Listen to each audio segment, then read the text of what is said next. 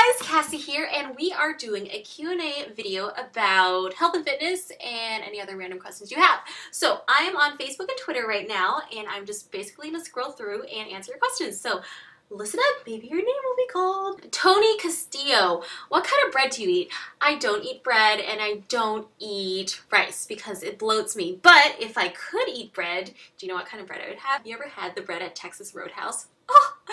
Okay, so this one had the most likes. This is from Felicity Martell. She says, LOL, how do you keep yourself motivated? I motivate for a while, then I lose it. Sad face, sad face. Okay, well, you know what?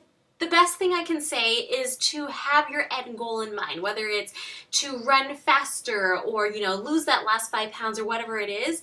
Write it down, have it in front of you, like literally write it down, have it on the wall, and look at it every day. And you won't lose sight of your goal. And if your goal is, reachable, it's there, and you want it that badly, you'll do anything you can in your power to get it. So if there's a chocolate chip cookie in front of you and you have to lose 5 pounds within, the month, you won't reach for the chocolate chip cookie. You don't need that, and it doesn't taste that good. Not enough for you to lose sight of the goal, okay? So all in all, have your goal close, see it, and want it badly. That's how you stay motivated. Lauren Olmeda, opinion on ellipticals?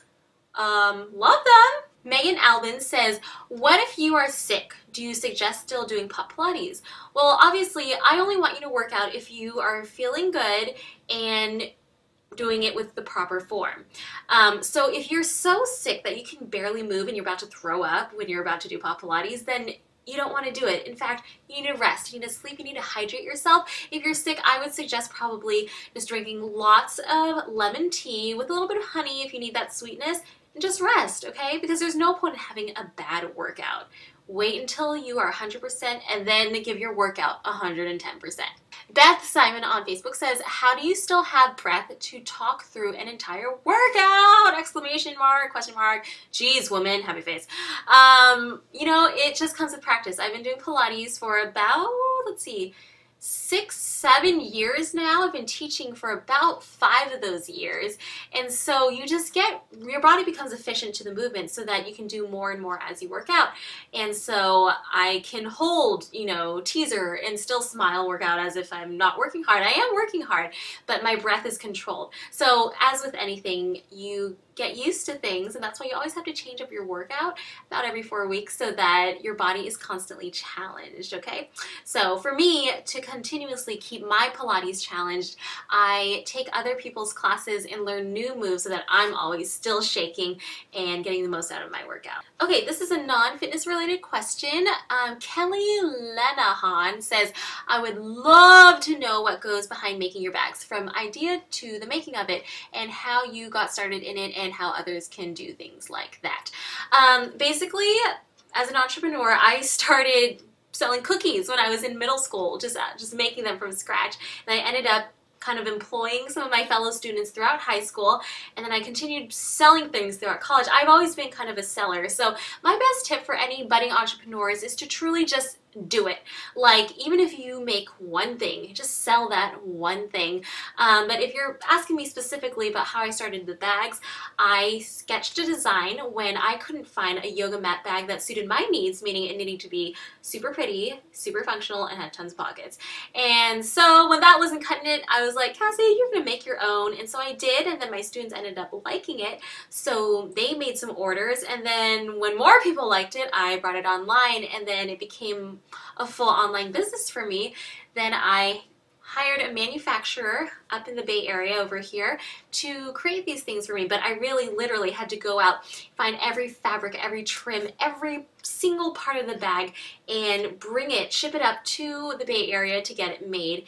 And then I stocked it in my house. And now that orders have rolled in even more crazily after being featured in like fitness and shape and Pilates style and stuff, I had to go overseas. And so it's really just a building process. You don't start out hoping to sell, 100,000 bags your first year. No, you go little by little. You take one order, you take 2, you take 10, you take 100, and you learn as you go. Okay, I'm still learning every day. I don't know all the answers. I wish someone could sit down with me and be like, Cassie, this is how you get from A to B to C, but I had to learn everything myself, and trust me, I have been through every single type of problem that could be related to creating a handbag line that you can imagine. So we have a lot of new mommies on Vlogilates, and one of them is Jasmine Jones.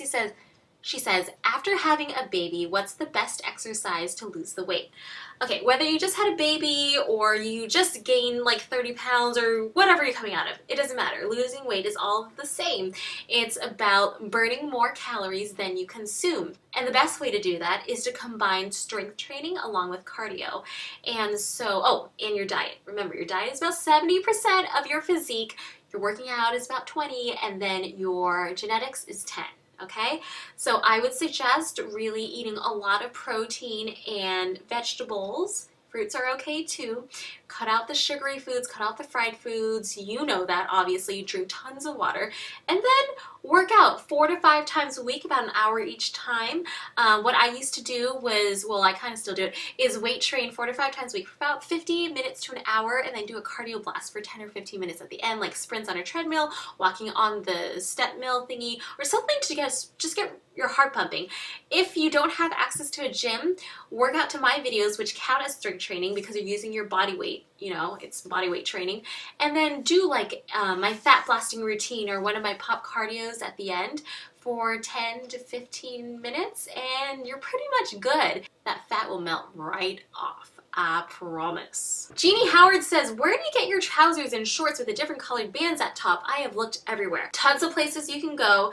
You can go to Target, Victoria's Secret, their VSX line, Marshall's, TJ Maxx. Those are the retail stores. Aerie also has really good stuff. If you want to go online, you can check out activewearusa.com, Body Language, Up5. Oh my God, there's just like so much out there. If you just go on my blog, there's a section under Cassie's Corner which says my favorite things, and I link to all sorts of stores where I love buying my fitness clothes. Asena Yaman says, what's one exercise, if there was one, works the most muscles at once? Well, I think the best exercise is the burpee. Oh, did I just say that?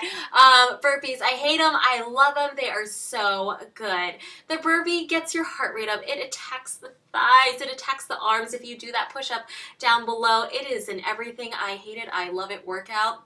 My answer is the burpee. Andrea St. Jacques says, what are your favorite shoes for running? Nike. Leisha Armstrong, how do you beat the bad cravings and how to efficiently read food labels? Okay, that's 2 questions. So how do you beat the bad cravings? Remember, take a deep breath, think about it. Do you really want it, or do you just want to taste it? Okay, is it really worth it? Do you have an end goal in mind? If you have to lose 5 pounds by the end of the month, then you really shouldn't give in to the craving. Don't let it own you. You are stronger than your craving, I swear. So how to efficiently read food labels? I look at how many calories the thing is. So if this bag of whatever is 140 calories, and there's 12 servings in there, then I know that only about this much is going to be how much I'm going to eat for that 140 calories. Makes a lot more sense than being like, oh, a serving is 2 ounces. Well, what is 2 ounces? Now I have to get out my measuring cup and da-da-da. Then you look at fat grams, you're gonna look at carb grams, you look at protein grams, and then sugars and fiber. Claire Woodfin, when is the next 90-day challenge? I don't know, but if you guys like it, can you tell me down below if you want another 90-day challenge, or 30 or 60?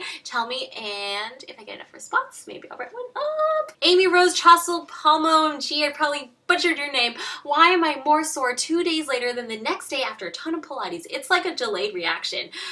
No worries, it takes about 24 to 48 hours for the soreness to settle in, so it's totally normal. Lucy Hutchins, best cardio to lose weight. Running, elliptical, sprints, but probably the best, HIIT exercises, high intensity interval training. So your burpees, your star squats, all those kind of things that bring your heart rate up and then down and up and down and up and down. Vanessa Anderson, why does the scale go up and down even though I'm eating clean and exercising? Okay, the scale is going to go up and down no matter what. Okay, it's going to go up once I drink some water. It's going to go up a pound. do not pay attention to the scale. Pay attention to your measuring tape, to how tightly your clothes fit. From morning till nighttime, you can average gain about 5 pounds. It's not a big deal, just as long as those were, you know, food pounds and not really fat pounds. So hopefully you worked out and ate clean later on to make sure that doesn't happen. Alicia Aitken Redburn, what are the benefits of starting to drink more water? So many. If you drink water first thing in the morning, it's going to get your metabolism revved up. You're going to burn more calories throughout the day. Maybe a little bit minuscule, but still, it helps. You stay hydrated. Your muscles are made of 80% water, so if they are nicely fueled, you'll actually get more out of your workout, okay? And by being hydrated, your skin is glowing, your hair is glowing, you just look a lot more glowing. It also helps you stay full so that you're not accidentally tricked into thinking you're hungry when you're really just thirsty. Girl Rucky on Twitter says, Cassie, why don't you ever sleep? Because I have a lot to do and there are a lot of things that come into my inbox constantly, and I'm always on Facebook and Twitter, and there's just so much going on. It's really hard managing things. So I don't sleep, but I really should, and I really should focus on that. So Knock Knock Joan on Twitter says, for the sake of the people planning to turn the meal plan into their everyday diet beyond the challenge, is it safe to do so? I would say it is safe, but it is quite restrictive. You might kind of go crazy. What you want to do if you're trying to make this into your everyday plan, just increase the amount of veggies, increase the amount of protein to about 1 gram per pound of body weight, and you should be fine. Cut down on those starchy carbs, those refined carbs like white bread, white rice, and stuff like that, and white potatoes, and then drink tons of water. In general, that's going to keep you full. You don't have to think so hard. You don't have to count calories or anything. But if you're going really low carb, you might have to go a little bit higher on the fat, like a little bit more nuts. Don't go crazy, to keep yourself satiated and to not go insane, pretty much. And then you'll be fine. Okay, so that was a Q&A blast. I hope that was fine and not too boring to listen to. Hopefully I got most of the questions that you were dying to hear, and we'll have to do this again next time. Now I'm just going to quickly tell you about what's going on in my life, just because I'm in a really talky mood right now. I just want to say that I just turned 25, and I celebrated by going to the fancy food show in San Francisco and basically stuffing my face with everything possible. And then I was so stuffed that I went into a food coma literally and fell asleep on the couch outside the convention center. Woke up 10 minutes later and I was fine, but seriously, eating things that I'm really not used to eating, like tons of gelato and like popcorn and things, oh my goodness, it was my birthday, let it go, it's fine, calories don't count on your birthday, really got me kind of sick. And so it reminded me that you don't want to binge and go crazy. Have some of the foods that you really like, you know, once a week or something, so you don't go insane and you'll be fine, because binging is no fun. And also, I got this in the mail today. Look, it says Vlogalotties. Can you believe that? I just want to thank one of our popsters, Becky, for sending this to me. I am definitely going to be using it in a video, and I love that it's pink. Look, it matches my shirt. Yay! I'll be traveling to Australia and then China, and I'm excited, but I'm not really excited because I hate traveling. I hate being in confined spaces, and for whatever reason, I'm always put next to a crying baby. It doesn't matter. I'm just always next to a crying baby the whole way.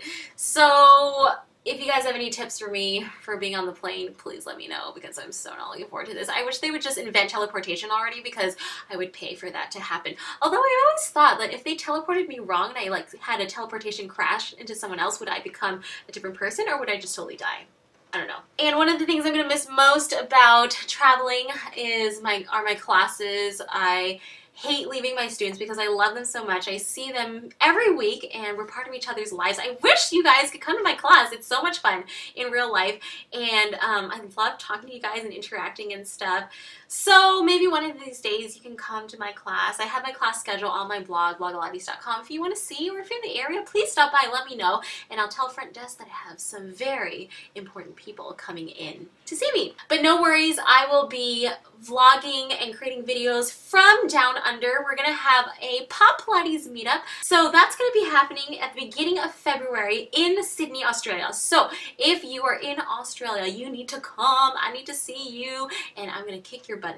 Awesome, awesome Pop Pilates routine. It's gonna be crazy good. Crazy for you Aussies, crazy. So I will be making videos from Australia, hopefully in China too, although China doesn't have Facebook, so that's gonna be a big issue, but we'll just talk about that later. And if you guys have any questions that weren't answered, feel free to tell me on Facebook or on Twitter, and I actually will write you back right away. So that is all. Love you much, and take care. Bye!